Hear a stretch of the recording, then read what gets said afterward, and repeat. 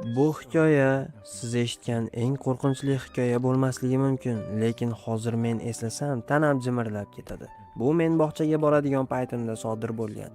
Maktabim 2 qavatli bino edi va o'sha kuni bu tanaffus paytida sodir bo'lgan. Men va do'stlarim oshxonadan olgan yeguliklarni yeb bo'ldik. O'ynash uchun maydonga chiqdik. Bir muddatdan keyin zerikib berkirmachoq o'ynashga qaror qildik. O'yin oxirgi bosqichiga yetganda do'stlarimdan biri binoning chap tarafidagi zinapoya orqali yuqoriga chiqib yashirinishga taklif qildi. Lekin u yerga borganda hamma qo'rqib ketdi. Juda g'alati va qo'rqinchli tuyuldi, ammo men qo'rqmadim. Shuning uchun yolg'iz o'zim yuqoriga chiqdim. Xona chang bosgan. Go'yo yillar davomida hech kim kirmagandek edi. Stullar tarqalib, ag'darilib yotardi. Burchaklarda o'rgimchak to'rlari bor edi.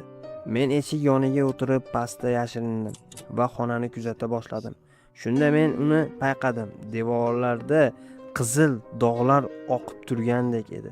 Xonadan juda yomon hid kelardi. Go'yo chirigan narsa chang ostida qolib ketgandek. Bu biroz g'alati tuyuldi. Xonaning to'g'risida doskada xiralashgan barmoq izlari bor edi. Men buni o'sha paytda shunchaki oddiy bo'yoq deb o'yladim va men o'yinni davom ettirdim. Burchakda o'tirar ekanman, hamma yoqni kuzatardim. Hamma yoq jim, juda ham xotirjamlik va birdan g'alati ovozlar eshitila boshladi. Mendan chap tomonda turgan shkaf ichidan shunday bir ovoz keldiki, "Tok!" degan ovoz sabab men juda ham qo'rqib ketdim. Bu shkaf juda ham sirli edi. Men bola edim, nima qilishni bilmasdim. Shu sababli juda ham tezkorlik bilan pastga tushib keta boshladim. Go'yoki men pastga tushar ekanman, u xonaga boshqa qaytmaslikni xayol qilardim va men o'yinda yutganimdan juda ham xursand edim.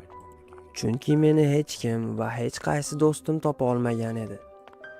Va tanaffus tugab darsga qaytganimizda hamma do'stlarim menga ketma-ketlikda uni juda ko'p uzoq islaganini va chaqirganini aytdi va qayerga berkinganimni juda ham ko'p so'radi.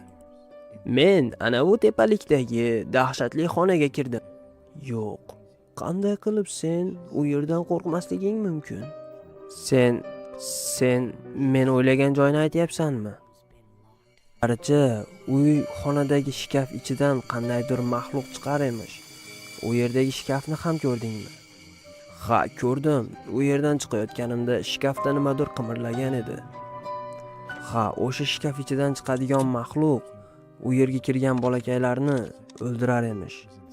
Sen esa u yerdan qochib chiqqaning, bu sening baxting. Yo'q. Baribir men seni o'ldiraman.